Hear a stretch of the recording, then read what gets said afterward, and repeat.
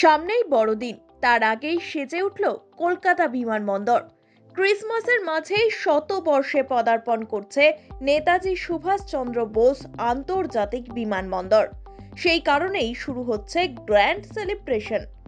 100 বছর আগে প্রথম দমদমের মাটিতে নেমেছিল বিমান। সেদিনের স্মৃতিকে আগলেই 2024-এ 100 বছর উদযাপন হতে চলেছে কলকাতা বিমানবন্দর অর্থাৎ নেতাজি সুভাষচন্দ্র বোস আন্তর্জাতিক বিমানবন্দরের। It is a matter of great pleasure that the city of Joy, Kolkata, as one only airport, Netaji Subhash Chandra Bose Airport, International Airport, is going to celebrate the 100 years of its operational excellence. Since 1924, there are remarkable activities in this airport relating to flight operations. So from that day till today, it is 100 years is going to be completed. So to memorize this eventful years and to celebrate the 100 years of the Kolkata airport, we from Airports Authority of India taking all initiative in the guidance of Ministry of Civil Aviation to celebrate it in a eventful way. And tomorrow it will be the occasion will be graced by our Honorable Minister of Civil Aviation and other dignitaries.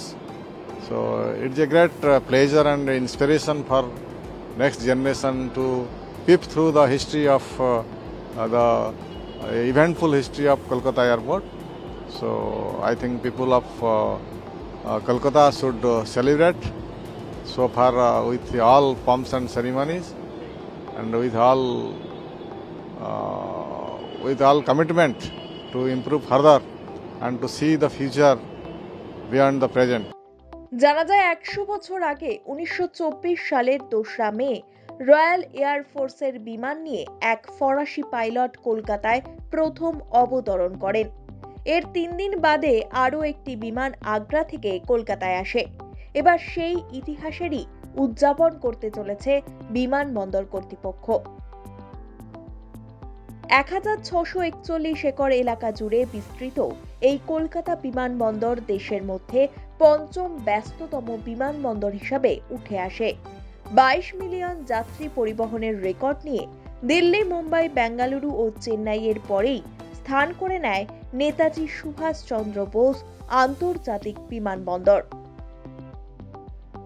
উত্তর পূর্ব ভারত, বাংলাদেশ, ভুটান, চীন ও দক্ষিণ পূর্ব Asia এবং মধ্যপ্রাচ্যের Dubai, Abu Dhabi ও দোহার গন্তব্যের জন্য কলকাতা বিমানবন্দর প্রধান কেন্দ্র হয়ে ওঠে। তবে ইতিহাস ঘেঁটে জানা যায় 19বিংশ শতাব্দীর গোড়ার দিকে অর্থাৎ 1924 সালে রয়্যাল এয়ার ফোর্সের বিমান নিয়ে এক ফরাসি পাইলট কলকাতায় প্রথম অবতরণ করেন। তার 3 দিন বাদে আরও একটি বিমান আগ্রা থেকে কলকাতার মাটি ছোঁয়। সেই থেকেই দমদম বিমানবন্দর অর্থাৎ তৎকালীন ক্যালকাটা এরোড্রোম শুরু হয় বিমান ওঠানামা। এবার শতবর্ষে পা রাখছে এই বিমানবন্দর, তাই বিশেষভাবে সাজিয়ে তোলা হয়েছে কলকাতা বিমানবন্দরকে। আলোয় ঝলমল করছে কলকাতার বিমানবন্দর চত্বর। সব মিলিয়ে এক সুন্দর আবহে মুড়েছে 100 বছরের এই বিমানবন্দর।